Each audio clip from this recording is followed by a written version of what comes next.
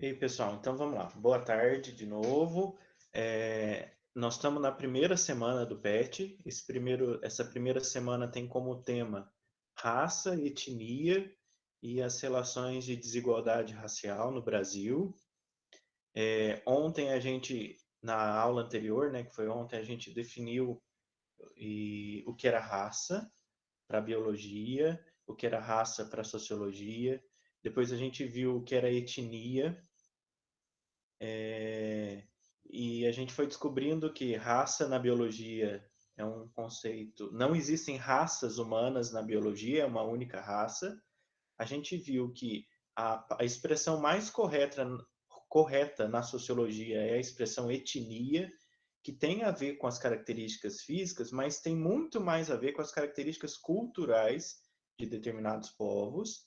E a gente viu que na sociologia até usamos a palavra raça, mas é um conceito já ultrapassado, um pouco antigo, e a gente só usa a raça porque essa questão está no imaginário das pessoas, é uma questão social, a gente reconhece que não é biológico, a sociologia reconhece que só existe uma raça, de acordo com a biologia, mas como essa expressão está no cotidiano das pessoas, está no imaginário popular, a gente usa essa palavra raça, sabendo que etnia é a melhor expressão. Ok, gente? Então, ó, hoje nós vamos usar a página 103 e 104 do PET.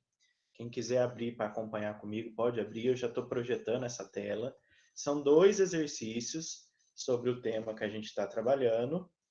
E o primeiro exercício pede para a gente analisar essa tabela que está aí.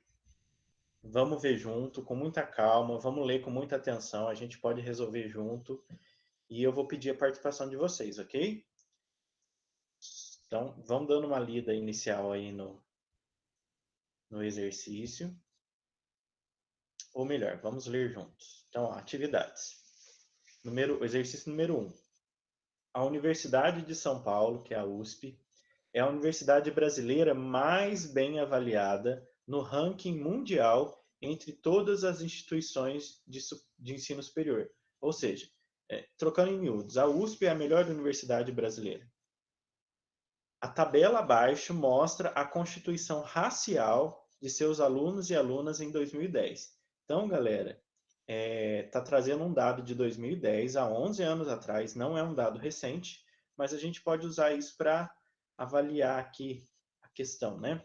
Então, vamos lá. Está falando aqui que os brancos em 2010 eram 77,47% dos alunos da USP. O que isso representa em número absoluto? Eram 4.189 alunos. Beleza. Os pardos eram 10,60%, ou seja, 573 alunos. Os amarelos eram 9,54%, ou seja, 516 alunos. Está bem próximo até, né? Pardos e amarelos. Os pretos eram 2,16%, ou seja, 117 alunos, e os indígenas era apenas 0,22%, ou seja, 12 alunos. Lembrando que isso aqui é uma autodeclaração, tá? São os alunos que se autodeclaram brancos, pardos, amarelos, pretos ou indígena, ok? Bom, continuando a nossa questão aí. Segundo o Instituto Brasileiro de Geografia e Estatística, o IBGE, a composição racial brasileira se distribui da seguinte maneira. Bom, se na primeira tabela aqui em cima a gente viu como que estava distribuído os alunos, de acordo com essas 5 raças, agora a gente não vai ver os alunos da USP, não. Agora a gente vai ver a população brasileira, no mesmo ano, que era o ano de 2010, beleza? Então vamos lá, ó. Temos os mesmos parâmetros aqui, ó. A raça, a cor branca, a cor preta, a cor parda, a cor amarela e a cor indígena, tá? E tem mais um item aqui que são os que não se declararam nenhum desses, tá? Então aí vem uma evolução, ó, do ano de 1872, século XIX, até a gente chegar no século XX, ó, 1920 já é o século XX, e aí a gente vai cruzar de novo mais uma vez para o século XXI, que é 2010. Então, ó, de 1872 até 2010. Bom, Vamos dar uma olhadinha nesses dados aqui. Então, vamos lá. Os brancos eram 38% da população no século XIX. Os pretos, 19,7%, os pardos, 38,3%. Não tinha ninguém se declarando amarelo e os indígenas eram 3,9% da população. Aí vamos pegar aqui na década de 50, que já é o século XX, ó. Os brancos eram 61% da população, os pretos eram 11%, os pardos 26%, aí, aqui já começou a aparecer a população da cor amarela, né? Que é o 0,6%, e indígena não houve registro, e 0,2% não quiseram declarar. O que a gente já percebe aqui, ó? De 38% foi para 61% autodeclarados brancos, de 19% caiu para 11%, aqui os brancos aumentaram e os autodeclarados pretos diminuíram. Os pardos também diminuíram, ó, de 38% para 26%. Bom, vamos chegar no ano de 2010, que é o ano que interessa para a gente aqui agora, para a gente avaliar ali e comparar com os alunos da USP, que era a tabela anterior. Em 2010, então a gente tem 47% da população se autodeclarando branca, 7,6% da população se declarando preta, 43,1% da população se declarando parda, 1,1% da população se declarando amarela e 0,4% da população se declarando indígena. E ninguém deixou de declarar, todo mundo se classificou entre uma dessas 5 cores aqui, tá bom? Ótimo. Agora vamos para o exercício. Com base nas duas tabelas acima, é possível afirmar que, letra A USP é uma boa representação da distribuição racial da população brasileira? Letra B, o acesso ao ensino superior não se relaciona com a desigualdade de raça? Letra C, existe uma relação de grande desigualdade entre a distribuição de raças no Brasil e o acesso ao ensino superior público, como mostram os dados da USP? D, existe pouca relação entre a desigualdade de raças e o acesso ao ensino superior, tendo em vista que a diferença entre a população branca e preta está dentro da média da representação nos dois quadros? Ou letra E, a população preta vem diminuindo, como a gente avaliou na tabela 2, o que explica o pouco percentual de negros na USP na tabela 1. E agora, pessoal, vamos analisar letra por letra? A letra A USP é uma boa representação da distribuição racial da população brasileira. O que vocês acham? Ó, na USP nós temos brancos com 77% das vagas, pretos com 2,16% das vagas, pardos com 10,60%, amarelos com 9,54% e indígenas com 0,22%. Será que a USP é uma boa representação da distribuição de cores no Brasil? Lembrando que os brancos são apenas 47% da população aqui em 2010, autodeclarados.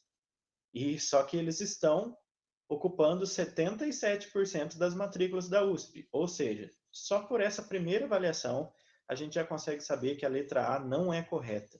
A USP não tem uma boa representação, ao contrário do que diz aí, né?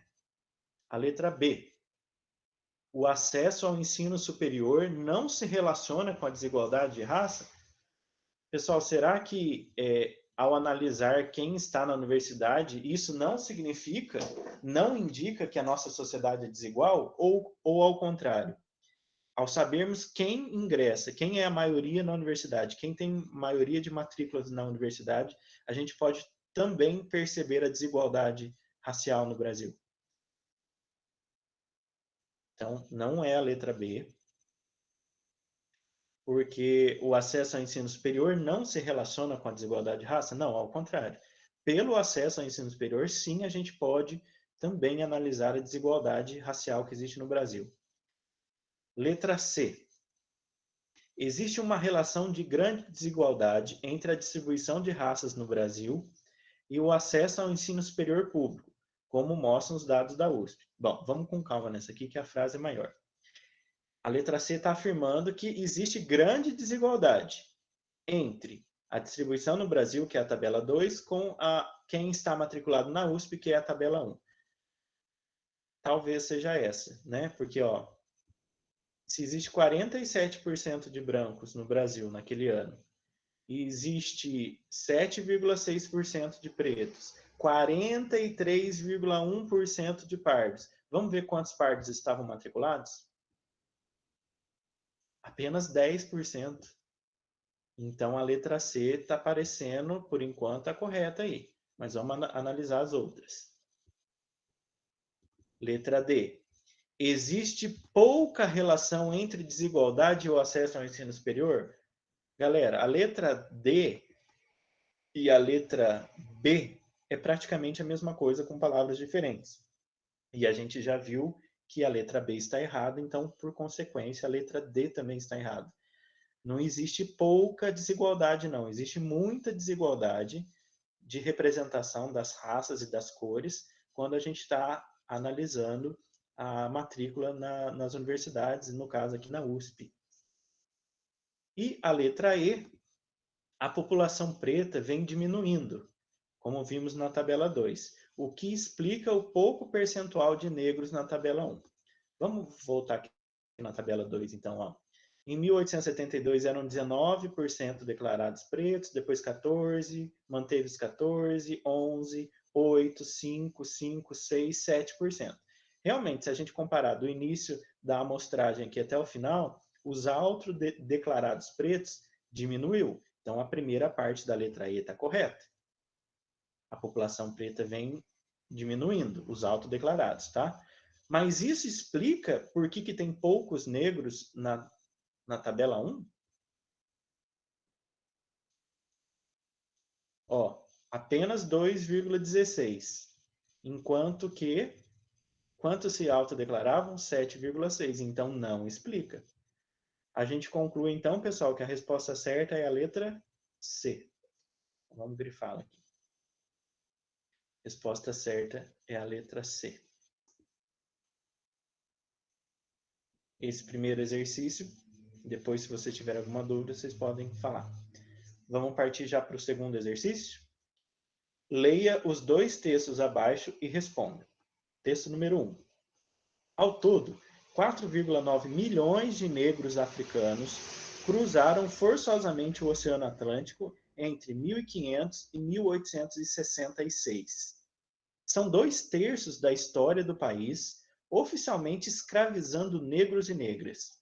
A estimativa é que, em 2019, a cidade de Belo Horizonte tenha cerca de 2,5 milhões de habitantes. Recife, por sua vez, 1,5 milhão, segundo o IBGE. As populações residentes nas duas capitais juntas, hoje, não chegam ao número de pessoas que desembarcaram em solo brasileiro como escravos. Vale ressaltar que, em 1600, o Brasil tinha 100 mil habitantes, dos quais 30 mil eram brancos e 70 mil eram mestiços, entre negros e indígenas. Tratados como mercadoria durante séculos, violentados física, mental e sexualmente, sem direitos, sem bens e sem salário. Essa era a realidade. Aí vem aí qual que é a fonte do texto, que é o site UOL, uma reportagem, né, sobre democracia racial no Brasil. E temos o texto 2. Vou ler para a gente. Sem dúvida, todos os racismos são abomináveis e cada um faz as suas vítimas do seu modo. O brasileiro não é o pior nem o melhor, mas ele tem as suas peculiaridades, entre as quais o silêncio, o não dito, o que confunde todos os brasileiros e brasileiras vítimas e não vítimas. No Brasil, o racismo é implícito. De fato, ele nunca foi oficializado nos princípios da pureza de sangue, da superioridade, da inferioridade racial. Por causa dessa ausência de leis segregacionistas, os brasileiros não se consideram racistas quando se comparam aos demais países. Esse é um segundo texto do Kabengele Munanga, tá? Ele é um antropólogo e ele não é brasileiro, mas ele atua aqui no Brasil. Ele fez muitos estudos no Brasil. Ótimo. Vem a pergunta agora, baseado nesses dois textos que a gente acabou de ler. Sob a tal democracia racial no Brasil, é correto afirmar que, letra A, se trata de um conceito histórico que se faz ainda muito atual e sem contestação nas ciências humanas? Letra B, nunca deixou de existir e vivemos numa democracia racial sem conflitos e sem desigualdades até hoje? Letra C, constitui um conceito presente em nossa história social que afirmava não haver racismo no Brasil? Letra D, proporcionou aos negros o direito ao voto? Letra E, ofereceu oportunidades iguais aos negros e brancos. Galera, a gente tem 5 frases aqui para analisar se são verdadeiras ou falsas. E a questão quer saber qual dessas frases, só tem uma, que é a correta. Vamos pensar em cada uma delas? Letra A. A democracia racial no Brasil se trata de um conceito histórico que se faz ainda muito atual e nunca foi contestado nas ciências humanas? Será que nunca nenhum cientista, a gente tem que tomar cuidado com essa palavra, né? Sem contestação. Ou seja, nunca houve contestação nenhuma? Não sei, hein? Acho que não é essa. Letra B, nunca deixou de existir e vivemos numa democracia racial, sem conflitos e sem desigualdades até hoje. A letra B está falando que nós, aqui no Brasil, vivemos em plena harmonia e em plena paz com todas as raças. Não existe nenhum conflito racial no Brasil. Galera, não pode ser essa letra, né? Não está correto. Letra C. Constituiu um conceito presente em nossa história social que afirmava não haver racismo no Brasil? Vamos analisar com calma aqui.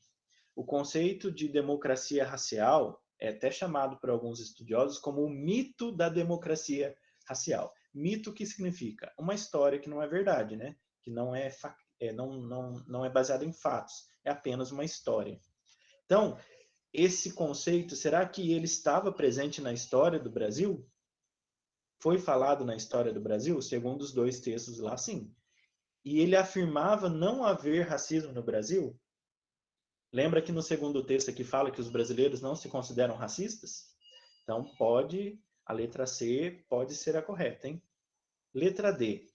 Proporcionou aos negros o direito ao voto? Nenhum dos dois textos está falando sobre questão do voto. Então, não pode ser a letra D.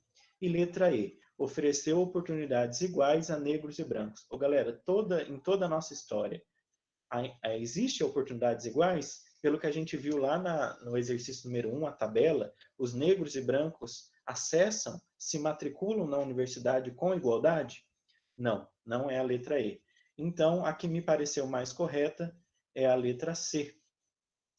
Eu gostaria que, se vocês discordarem de mim em alguma dessas respostas que eu dei em alguns comentários, vocês possam aí comentar no chat. Ninguém é obrigado a concordar comigo. Essas foram as respostas que eu achei mais coerentes. Mas, a partir de agora, se vocês discordarem de mim, vocês podem comentar aí. Os comentários vão ser bem-vindos, ok? Então,